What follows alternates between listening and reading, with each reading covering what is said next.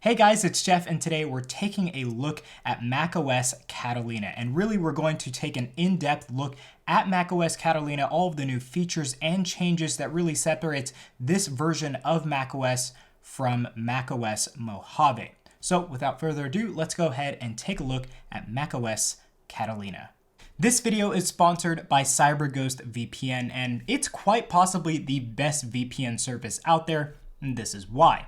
It gives you access to geo-restricted websites and services, actively protects your web browsing, gives you access to streaming services, and protects your data as you are on public Wi-Fi networks. These are just a few of many things CyberGhost VPN can do for you. What's also cool is they never collect or share your data with anyone, so you know everything is truly private using CyberGhost VPN. So go check them out. There's a link in the video description below where you can get more info about what CyberGhost can do for you.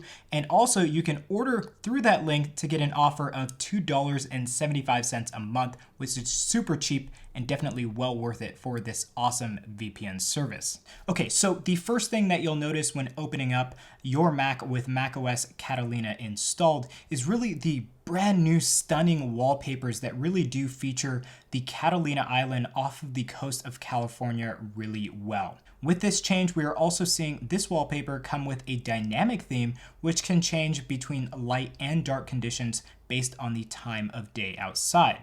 Now, also along with these new wallpapers and their respective light and dark themes, we've already seen the light and dark themes for the macOS UI. But now within macOS Catalina, we see the ability to actually switch automatically between light and dark theme based upon the outside lighting conditions, such as sunset and sunrise. So now we're going to shift our focus onto the iTunes platform, and as you guys may know, the iTunes platform that has been the long-standing media and device management tool for the Mac has been disbanded and now has been split up into individual apps. So we now have the Music app, which allows you to access your own music library, but of course purchase music for that library as you browse the Apple Music library. For a while now, we've seen the podcast app integrated into the iTunes platform, but still have a standalone app on the iOS platform. So now we are seeing the podcast app come to the Mac where you can listen to and manage your favorite podcast all on a very standalone podcast app for the Mac. Next up is the Apple TV app, where you can manage your favorite shows and movies, but this app will eventually give you access to Apple's TV subscription service, which will be coming later this year. Now, this obviously gives you access to your Apple TV library, where you can access movies, TV shows, and more. Now, the last important feature of the iTunes app was, of course, the iDevice management tool, which is crucial to managing devices like the iPhone, iPad, and iPod devices. This management tool is actually not found in the new Music app. It's found in the Finder app within macOS. So here you can basically manage your iDevices like you would within the iTunes app on macOS Mojave. This will of course be crucial to all of you who want to perform backups to your devices, find out more information about your device, and of course restore information to possibly new devices when you get them. So the big question now is for all of you Windows users, what are you guys going to do? How are you going to manage your iDevices? And I have two theories as to what you guys will be doing in the future with that in mind.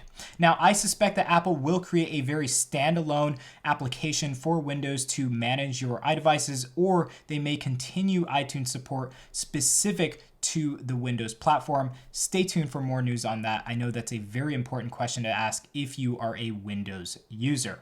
Now, next up is a very important app that we all use, and that is, of course, the App Store on macOS. The experience and layout of the App Store now is pretty much the same as what we were seeing before, but we do have a very slight UI change that makes the experience a little bit more streamlined to the rest of the apps that we see within macOS, and of course, the changes do look very nice. Next up, we have the support for screen time on the Mac platform, and honestly, I love this addition to the Mac. You can find it within the System Preferences Preferences app on macOS Catalina. And of course, it gives you the same data about your Mac usage that your iDevice would give you on the Screen Time app located within the Settings app on iOS 13 or iOS 12.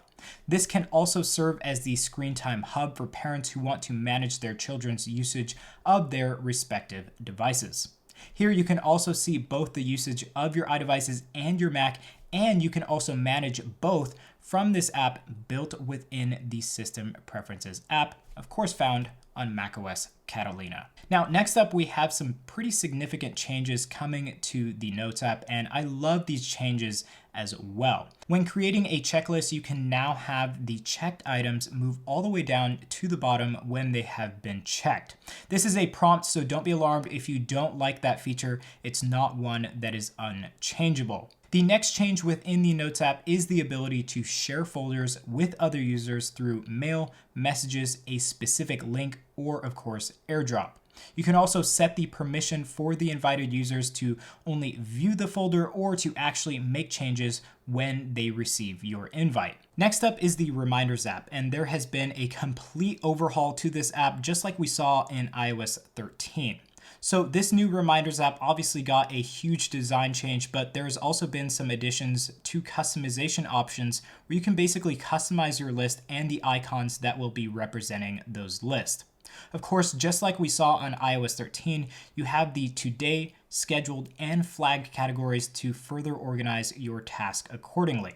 So obviously here you have a pretty awesome Reminders app compared to what we've seen in the past, and it really does give you the ability to manage your task anywhere on the Mac OS or iOS platforms seamlessly. Now, when you open up the Safari app, the loading page gives us a very familiar look at what our favorites are, but it does have a slight change to how it looks with some updated UI. Below that, you can also see some Siri suggestions that will suggest certain websites based upon your activity or usage. Of course, this feature is AI generated and eventually will stream across both iOS and the macOS platforms. You can also now access picture-in-picture mode from the audio icon on a tab by right-clicking on that icon and selecting the picture-in-picture option. Also found within Safari, if you go to a website like beta.apple.com, you can see that the testing for the sign in with Apple that is being done where you can basically sign in with Touch ID and don't need a username and password. So you won't be using autofill any longer. You will just be signing in with Sign In with Apple. Now, next up is a new feature that we've all been waiting for, and that is Sidecar. Sidecar within macOS Catalina allows you to use a compatible iOS 13 device as a secondary display. So for me, I am now able to use my iPad Pro as a secondary display where I also still have my traditional iOS 13 controls during use. Through Sidecar, you can now also use the touch bar if you have a MacBook Pro device and seamlessly access all controls of your Mac through your iPad. Now, on the iOS 13 platform, the Find My iPhone app has been renamed to Find My, and with that name change, we have also seen it come to the macOS platform. So with this change, we can see this all new design for the new app that we see here on macOS, but you also have the ability to locate your iDevices as well as Mac devices. This is an amazing change to the Find My iPhone platform, as you now have a dedicated app and don't have to rely on iCloud.com to access all of these services. You now also have the ability to share your location with friends and or family, as the Find My Friends app has been integrated into the Find My app. So this is a great place to essentially keep track of your kids if you have them, or just have the ability to know where everything and everyone is should you have their location shared with you. Okay guys, so those were some of the new features and changes found within the macOS Catalina betas. Of course, if you have any questions about anything you saw in this video today, please comment those in the comment section down below. If you by chance want to try out macOS Catalina for yourself, there's a link down in the video description where you can access the public beta for Catalina. So guys, thank you for watching this video featuring all of the changes that we found within macOS Catalina. Of course, in the future, if you want to stay up to date with all of the videos that we release, kind of featuring all the new things that we find within macOS and iOS, you can go ahead and get subscribed and also hit the bell button to get updates as soon as any of that content is released. Hopefully, I'll be seeing you in that content, but until then, I hope you all have an awesome day. Peace.